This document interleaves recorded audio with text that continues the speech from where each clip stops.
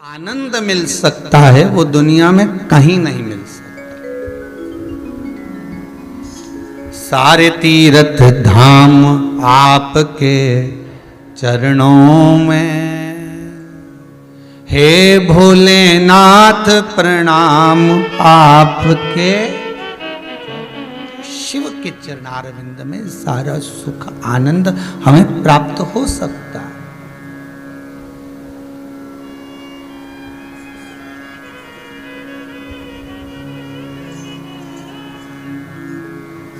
अहिल्याबाई भी कोई सतयुग की नहीं थी, त्रेता की नहीं थी, द्वापर की नहीं थी, कलियुग की थी। ये नाम भगत भी सतयुग त्रेता का नहीं थे, द्वापर के नहीं थे, यही कलयुग के थे। कड़प सतयुग त्रेता और द्वापर के नहीं थे, यही कलयुग के थे। मीरा, कर्मा, नामदेव, ध्रुव, प्रहलाद, ये आदि कादि के जितने भी क्रम है, भले हम ध्रुव और प्रहलाद को माने आगे के चरित्र में, पर मीरा, कर्मा, नामदेव, तुकाराम, रामकृष्ण परमहंस जी, चैतन्य महाप्रभु जी, श्रीमद वल्लभाचार्य जी, श्रीमद रामानुजाचार्य जी, श्री निम्बाकाचार्य जी, हम जितने हमारे श्री शंकराचार्य आदि कादि के जितने भी साधु सन्यासी तपस्वी साधक उपासक जो हुए, यही तो कलिकाल में हुए। दूसरे कहां अधिक, कहां दूर हुए।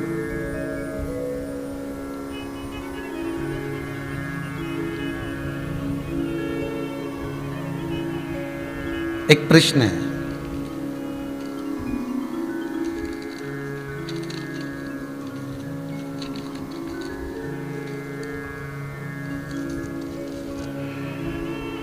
के शर्मा भरद्वाज जी, बुलंदशहर यूपी से हैं।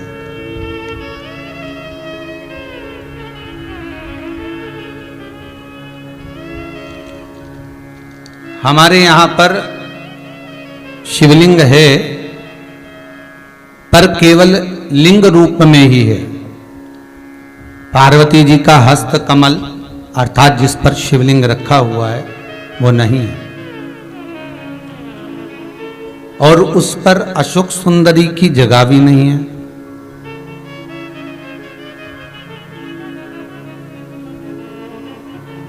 घर पर पूरा स्थायी शिवलिंग है। क्या उपाय कर सकते हैं? देखिए भाई, शिवलिंग शिवलिंग है।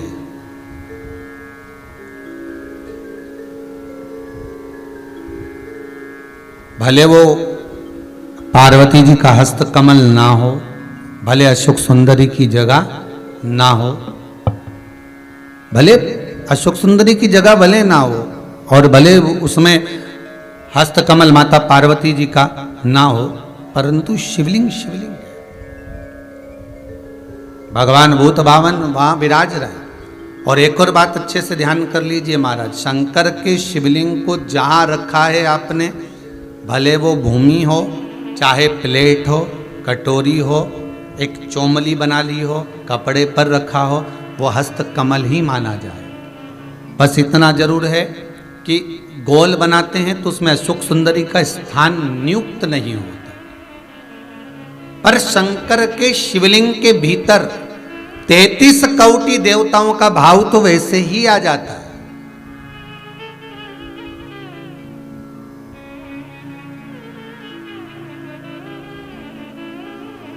किसी ने एक प्रश्न किया, गुरुजी आप बताते हो कि कमर दुखे, हाथ पैर दुखे, पांव दुख रहे हो, कमर दुख रही हो, पीठ दुख रही हो, सिर दर्द हो रहा हो, तो शंकर जी के मंदिर में जाकर शंकर जी की शिवलिंग की बेलपत्र उठाकर शंकर जी के शिवलिंग को देखकर चबा चबा कर खाना है। तो हम ऐसे बेलपत्र खा लें तो घर पर ले जाकर शिवलिंग देखकर क्यों? तो शास्त्र कहता है कि उसके प्रतिबिंब से, उस शिवलिंग के स्वरूप से जो किरण निकलती है, उस किरण से ही तो हमें रोग मिटाना है।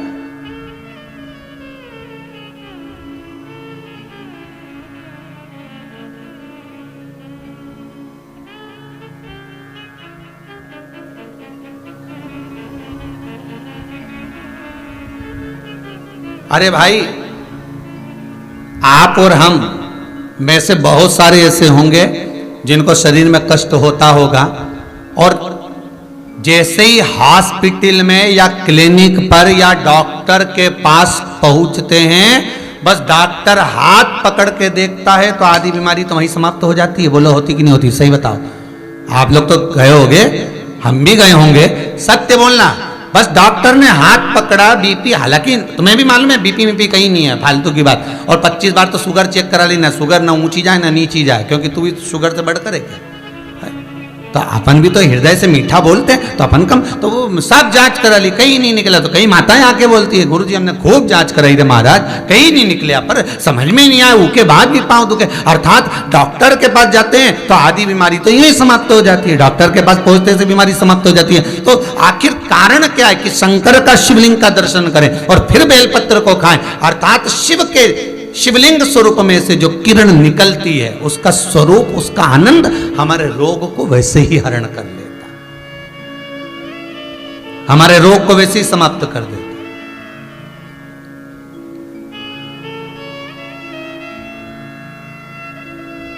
हम शंकर के स्वरूप का एक आनंद पा सकते हैं।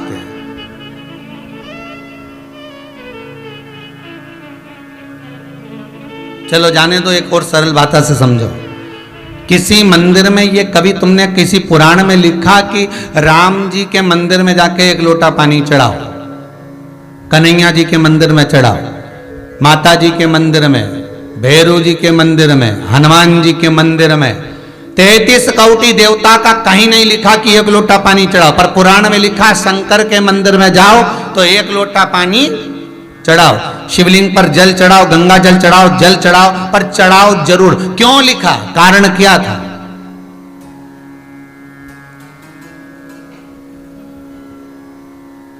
एक आध बार राम जी के मंदिर जाओ, कन्हैया जी के मंदिर जाओ, देवी जी के मंदिर जाओ, अच्छा बढ़िया माता जी चुंदड़ी मुंदड़ी पहन के बैठी हो, बढ़िया सब लगा लोगों के, और पंडित जी के हट यहाँ से, और बाल्टी भर के और लोटा भर के पानी ले जाओ और माता जी के चढ़ा दो। फिर देख, फिर पंडित के जो माता है उसके देख, अभी तो तूने माता जी के चढ़ाया था, अब माता जी तेरे पे चढ़ेगी, अब हम देख। है?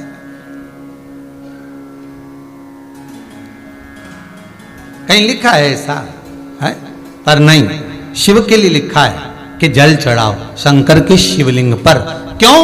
उसका कारण है, जब हम जल चढ़ाने के लिए जाएंगे तो शंकर भगवान पर जब जल चढ़ेगा तो उस जल का स्पर्श हमारे हाथ से शिवलिंग का होगा तो उससे हमारा कल्याण अपने आप हो जाएगा। क्योंकि सारे आनंद चरण, सारे देवताओं का एक तेजपुंज उस शंकर के स्वरूप में विराजमान है। कहते हैं जब संपूर्ण सृष्टि खंड नष्ट करने का जब समय आता है, भगवान शंकर काय के देवता है? संहार के देवता। जब भगवान शिव संहार के देवता हैं, जब संपूर्ण सृष्टि खंड समाप्त होने का समय आता है, पूरी पृथ्वी जब जल में मग्न होने वाली रहती है, तब 33 कोटि देवता आते हैं और भगवान शिव जी से निवेदन करते हैं, सब कुछ आकाश पताल तलातल रसातल सब नष्ट होने वाला है, क्या करा जाए? शंकर भगवान कहते हैं आप सब मेरे पास में आ जाओ और मुझ में समा जाओ। 33 कोटि देवता शंकर के अंग अंग में समा जाते हैं। हम कहते 3.5 करोड़ रोम छिद्र ये मनुष्य के शरीर में है। शास्त्र कहता है 33 कोटि देवता भगवान शंकर के शरीर में है। जब भगवान शंकर के शरीर में 33 कोटि देवता विराजमान हो जाते हैं, शिव के भीतर विराजमान हो जाते हैं, तो हम जल केवल एक देवता को नहीं चढ़ाते, 33 कोटि देवता को चढ़ाकर उसका पुण्य अर्जन कर लेते हैं, पुण्य प्राप्त कर लेते हैं। 33 कोटि देवता को चढ़ा।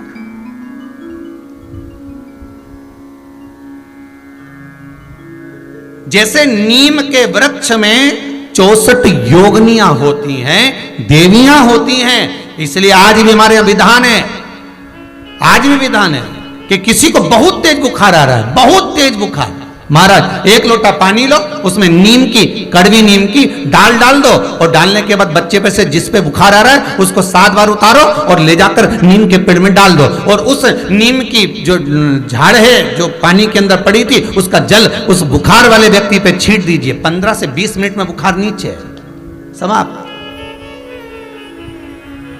देवियां अपना भाग ग्रहण कर लेती, देवियां भाग को प्राप्त। वो तो अब इन सारे वृक्षों की जो महत्वता है, चाहे नीम हो, बेलपत्र हो, शमी पत्र हो, महाराज रुद्राक्ष हो, इनकी जो महत्वताएं हैं, लोगों ने अपनी महत्वता दिखाने के चक्कर में इन सबको छुपा दिया। वो तो ये शिव महापुराण को वेद व्यास जी ने लिखा, इसमें सारा वर्णन कर दिया कि कौन से वृक्ष से हम क्या क्या फल प्राप्त कर सकते हैं। एक स्कंद पुराण, शिव पुराण, लिंग पुराण और नर्मदा पुराण, ये पुराण शंकर से ऐसी जुड़ गई जिससे हम प्राप्त कर सकते, जिससे हम ग्रहण कर सकते।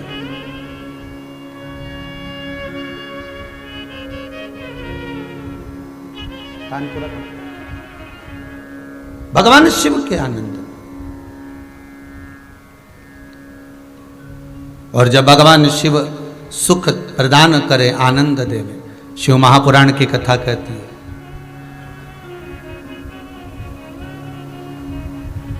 हम भी भले शिवलिंग साथ में लेकर ना चले, अहिल्याबाई जैसे, हम भले शिवलिंग को पल्लू में बांधकर ना चले, पर शिव महापुराण की कथा कहती है हम शंकर का अनुमोदन कर कर तो चल सकते,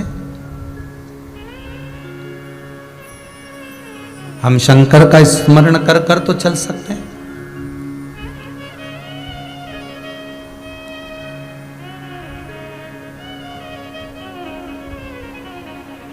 शिवरी नारायण में कथा कही थी, आपको याद होगा। एक कबूतर स्वर्ग जा रहा था। अगर किसी ने सुनी होगी शिवरी नारायण कथा तो ध्यान में होगा। एक कबूतर स्वर्ग जा रहा था।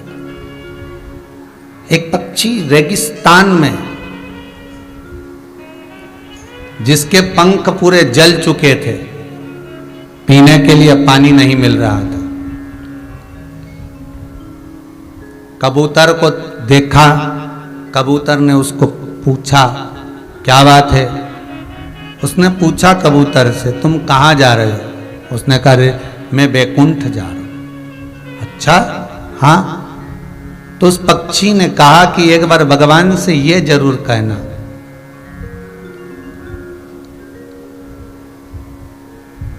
एक बार भगवान से यह निवेदन जरूर करना मेरी ओर से कि मैंने कौन सा पाप करा जो मुझे रेगिस्तान में पटका, पंख जल गए, पानी पीने को नहीं मिल रहा, अन्न खाने को नहीं मिल रहा, तिनका मात्र प्राप्त नहीं हो रहा। भगवान से मेरी ओर से कह तो सकते हो तुम इतना। कबूतर ने कहा ठीक है, मैं जा रहा हूं, कहने में क्या जाता है, कह दूंगा।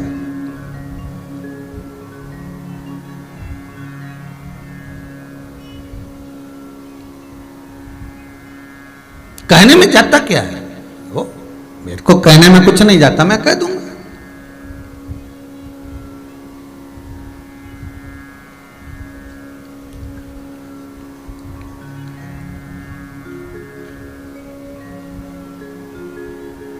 अब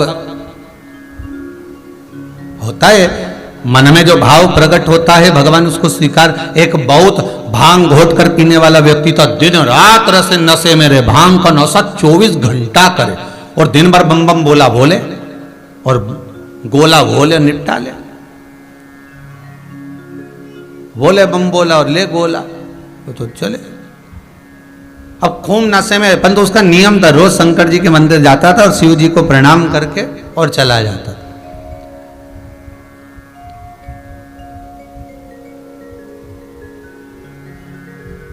अब आज इतना नशे में हो गया कि शंकर जी के मंदिर की जगह गणेश जी के मंदिर पहुंच गया।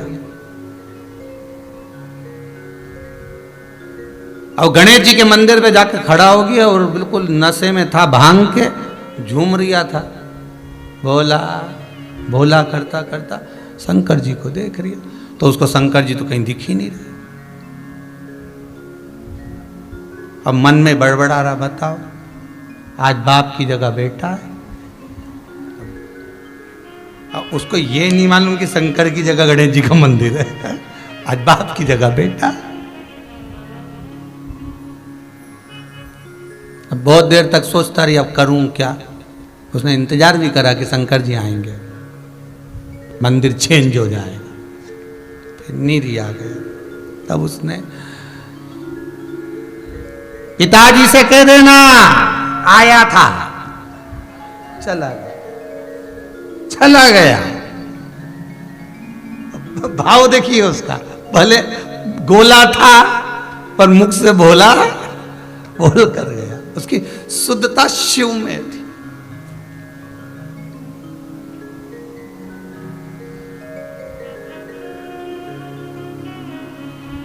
हम कहते हैं हम नशा नहीं करना, करना भी नहीं चाहिए, पर सत्संग का, शिव महापुराण का एक नशा हमारे जीवन में भी ऐसा होना चाहिए कि तुझ में रब दिखता है, यारा मैं क्या करूं, हर एक में शिव नजर आ जाए। वो नशा हमारी बुद्धि चित्त में हो।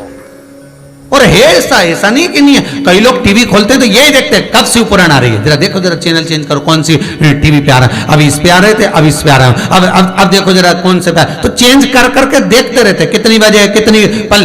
पड़ोसन को फोन लगाएंगे, क्यों कोई आया क्या सियोर वाला महाराज का कोई समाचार, देख दे जरा, है कोई अच्छी कोई क्लिपिंग आई है तो हमारे भेज देना। एक एक व्यक्ति 50-50 60 ग्रुप में भेजे, जरा देख तो जरा कोई अच्छी बात आई हो तो जरा भेज जरा। अब भगत शिव का तुम कह देना भगवान से कि मेरे को इतना दुख क्यों दे रहा है, तो पहुंच गया कबूतर ऊपर और धर्मराज के पास गया। धर्मराज ने पूछा क्या बात है कबूतर, तुम दुखी दिख रहे हो, तुम तो बैकुंठ जा रहे हो, तो तुम्हें तो प्रसन्न होना चाहिए।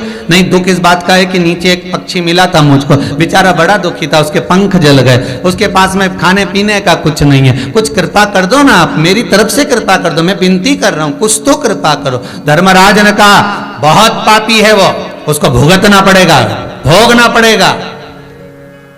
तो उसको कुछ नहीं मिलेगा, ऐसे ही रहेगा, बिल्कुल ऐसे ही रहेगा, कुछ खाने को नहीं मिलेगा, कुछ भी प्राप्त नहीं होगा। ठीक है, कबूतर बैकुंठ घूमते घूमते देवऋषि नारद के पास चले गए। देवऋषि नारद से पूछा, नारद जी मन में थोड़ा सा दुख है। नारद जी बोले क्या दुख है, एक पक्षी बेचारा पड़ा हुआ है, तो उसको कुछ खाने पीने को नहीं मिल रहा, बड़ा दुखी है, पंख वंख सब जल गए, कुछ नहीं बचा। अब नारद जी बोले भैया जो कर्म में लिखा होगा वो तो भोगना ही पड़ेगा, एक काम हो सकता है, तो क्या शंकर भगवान के पास चले जाओ, वो ये भाग्य और कर्म कुछ नहीं देखते, वो तो दुखी देखे ने उन्हें दिया बस।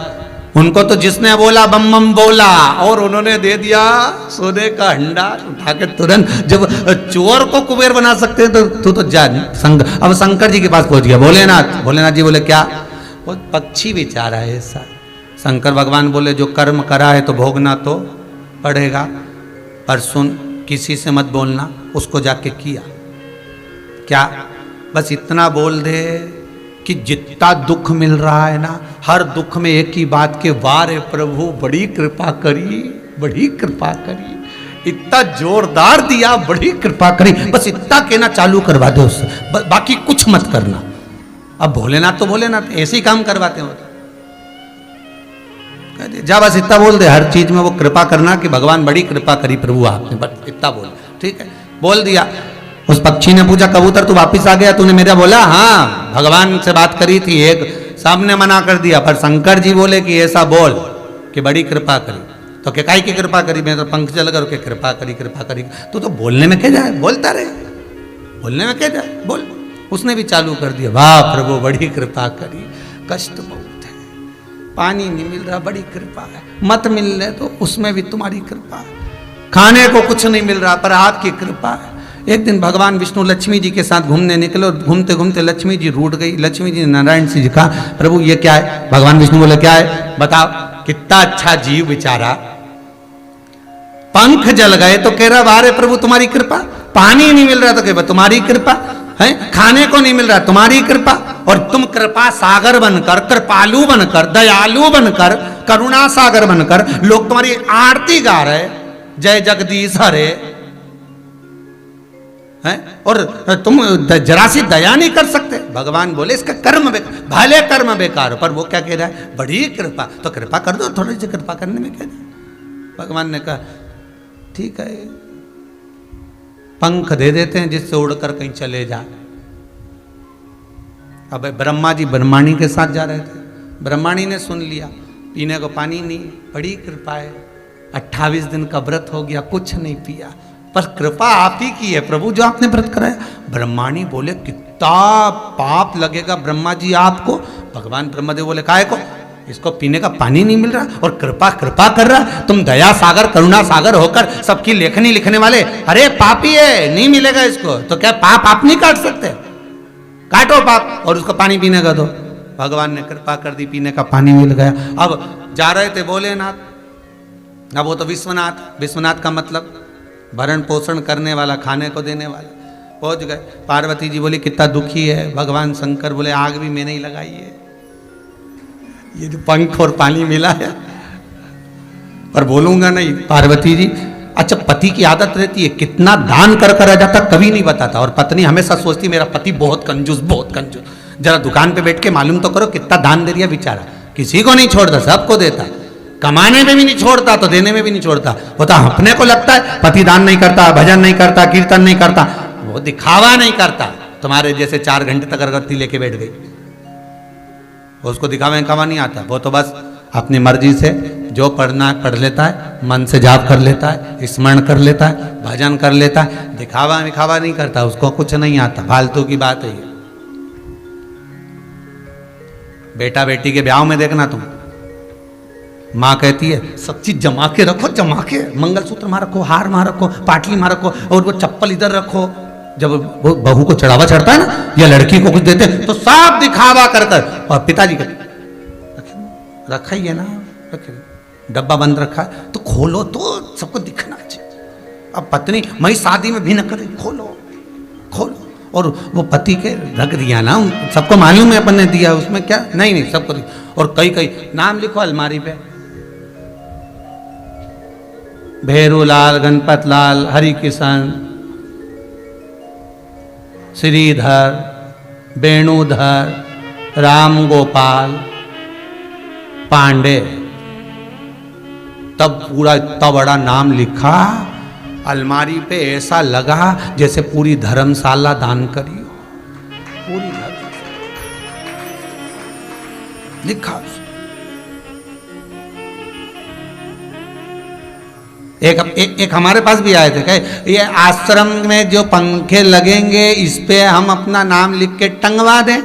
हमने कहा बेटा नाम लिख दिया तो तुम भी टंग जाओगे, इसलिए ध्यान रखो। और जैसा नाम घूमेगा वैसे घूमता रहेगा। ये शंकर है, ओ गणदानी, भोलानाथ है, शंभो, ये तुम्हें खूब दे और तुम खूब दान करो, मना नहीं है, पर नाम जाने दो, वो होगा जो चल रहा है। ये पंखे पे कहीं लिखा है, एक पंखड़ी पे लीलाबाई, एक पंखड़ी पे कमलाबाई, एक पंखड़ी पे बिमलाबाई, और बीच में जो बच्चा भेरू किशन।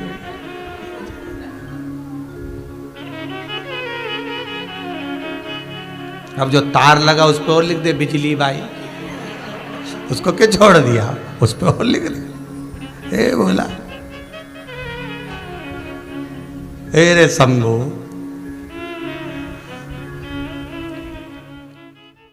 ऐसी ही जानकारियाँ प्राप्त करने के लिए इस चैनल को लाइक, शेयर और सब्सक्राइब जरूर करें।